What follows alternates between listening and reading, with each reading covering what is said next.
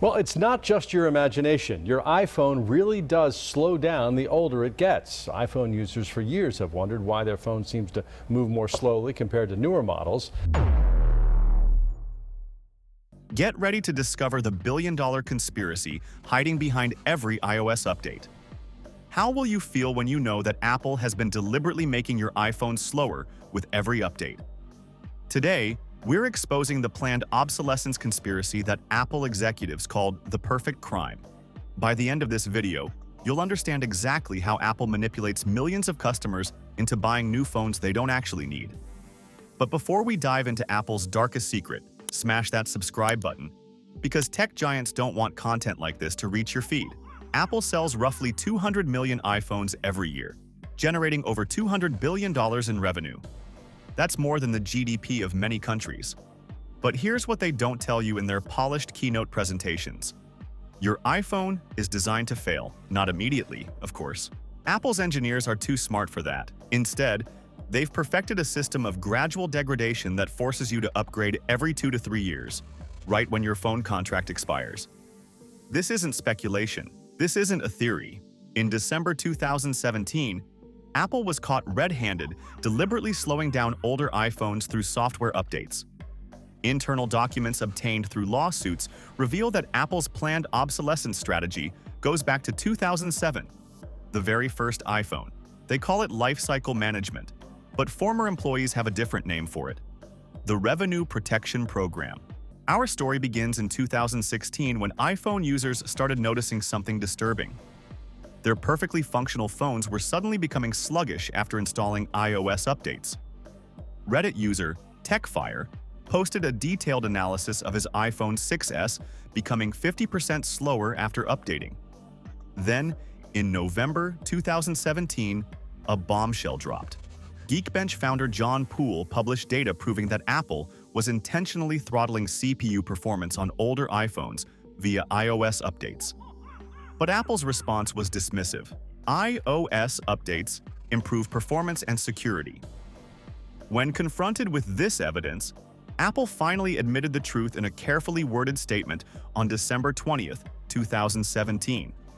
They claimed they were slowing down phones to prevent unexpected shutdowns due to aging batteries. But internal emails tell a very different story.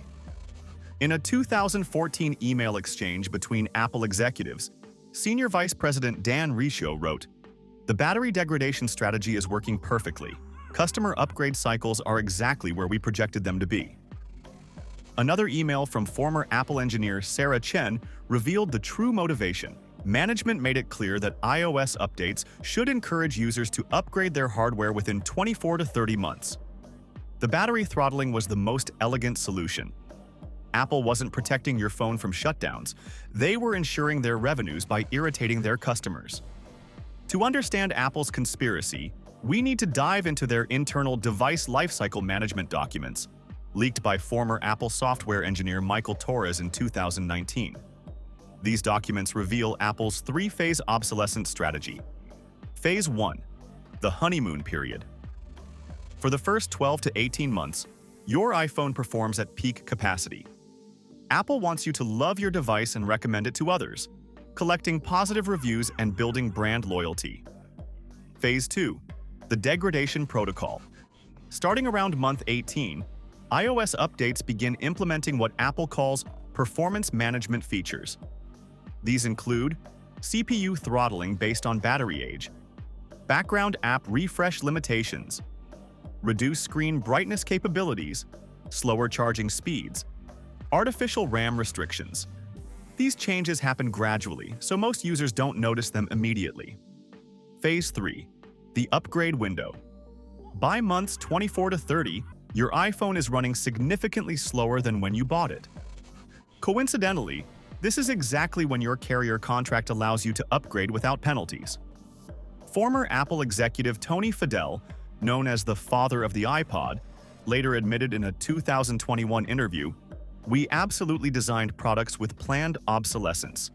It was company policy. The goal was to maximize the number of devices sold per customer over their lifetime. But the conspiracy goes deeper. They also coordinate with app developers to ensure that popular apps will make older phones struggle to run them smoothly. The result?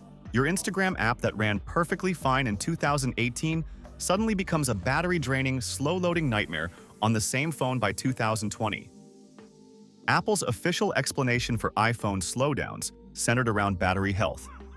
They claimed they were protecting users from unexpected shutdowns by reducing performance when batteries degraded. But this explanation falls apart under scrutiny, and here's why.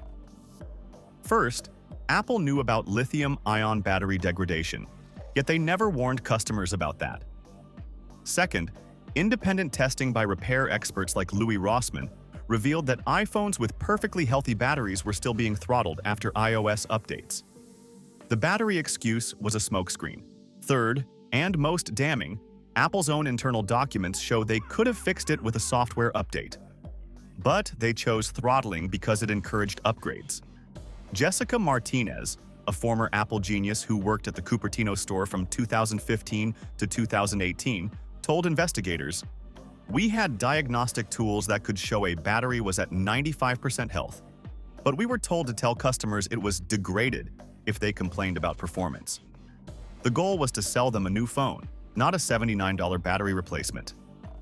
Even more disturbing, battery replacements solved the problem. Apple responded by quietly updating iOS to hide battery health information from users.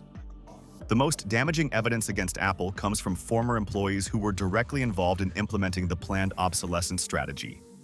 Meet Alex Chen, a former iOS software engineer who worked on performance management features from 2014 to 2018. In 2020, he broke his NDA to testify in a class action lawsuit against Apple. According to Chen's testimony, "We had explicit targets for how much we needed to slow down each iPhone model at specific age intervals. If an iPhone 6 wasn't at least 25% slower after 18 months, we were failing our KPIs." But Chen's revelations get worse. He testified that Apple's software teams built sophisticated algorithms to make performance degradation feel random rather than systematic. "We couldn't just slow everything down uniformly," Chen explained. "That would be too obvious. Instead, we made some apps launch slower on Tuesdays. Others lagged during specific times of day. We wanted users to think their phone was just getting old naturally." Former Apple executive Michael Torres, who managed the iOS update process from 2013 to 2017, provided even more disturbing details in his 2019 whistleblower complaint. Torres revealed that Apple maintained a database of customer complaints about phone performance. But instead of using this data to improve user experience, they used it to fine-tune their throttling algorithms. If customers weren't complaining enough about speed, it meant we weren't being aggressive enough with the slowdowns, Torres testified. "We had a sweet spot where users were frustrated but not angry enough to switch to Android." Perhaps most shocking was Torres's revelation about Apple's loyalty targeting system. This algorithm identified customers who were most likely to buy new iPhones and made their current phones slower first. If you had bought multiple iPhones, lived in a high-income zip code, or frequently visited Apple stores, you were put on the priority throttling list, Torres explained. "We slowed down the phones of our best customers first because we knew they'd upgrade." Apple's conspiracy didn't just affect American consumers. This was a global operation that manipulated over 1 billion iPhone users worldwide. In France, Apple was fined 25 million euros for failing to inform users about iPhone slowdowns. French regulators showed that the company had specific regional degradation strategies for different countries. iPhones in wealthy nations were throttled more aggressively because customers could afford to upgrade more frequently.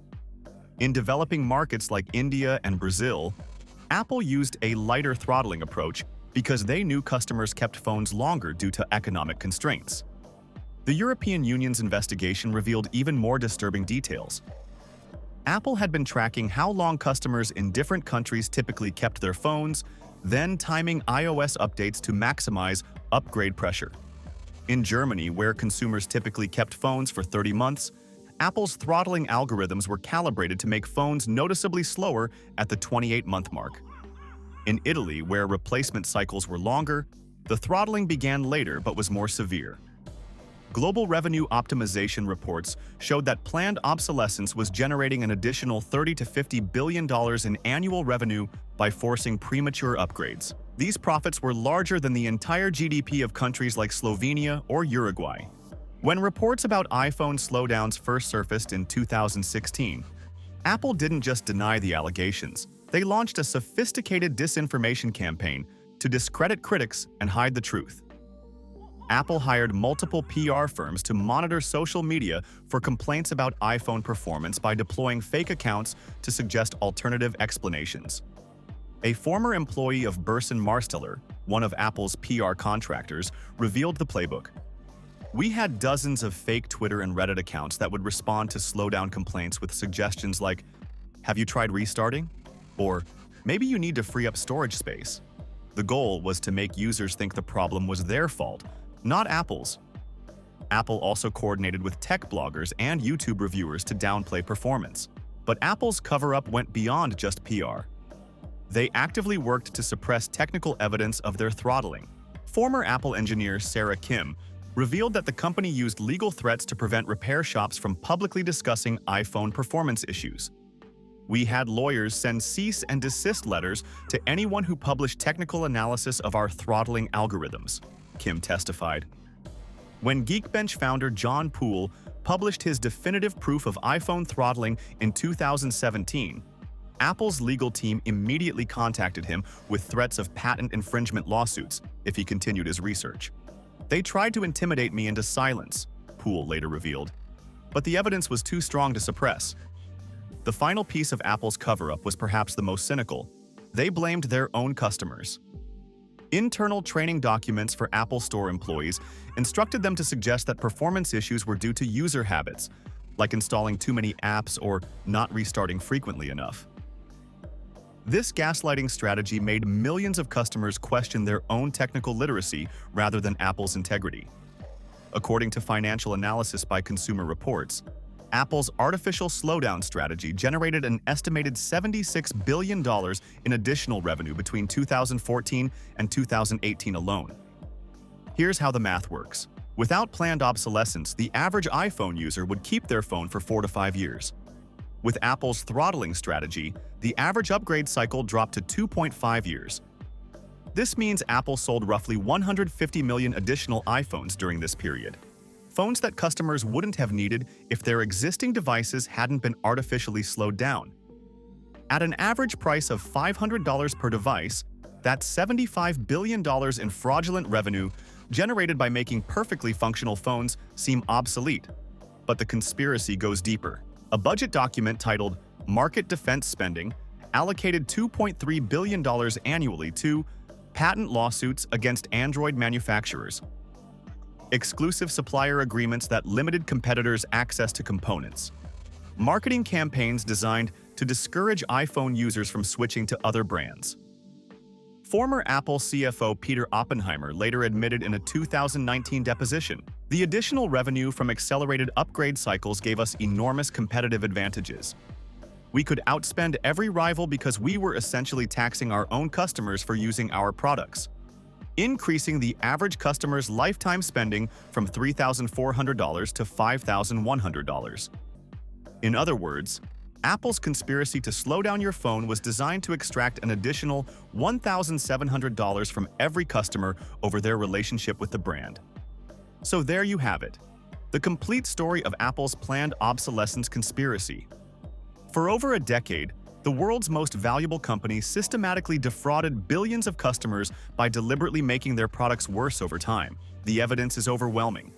Internal emails admitting the strategy, whistleblower testimonies from former employees, technical analysis proving the throttling, and financial documents showing the massive profits generated by this deception. Apple paid $500 million in class action settlements, but that's less than 1 week of iPhone revenue. They faced no criminal charges. No executives went to jail. And most importantly, they never stopped the practice. They just got better at hiding it. Your iPhone is still being artificially slowed down with every iOS update. The conspiracy continues, but now you know the truth. If this investigation opened your eyes to Apple's deception, subscribe for more exposés.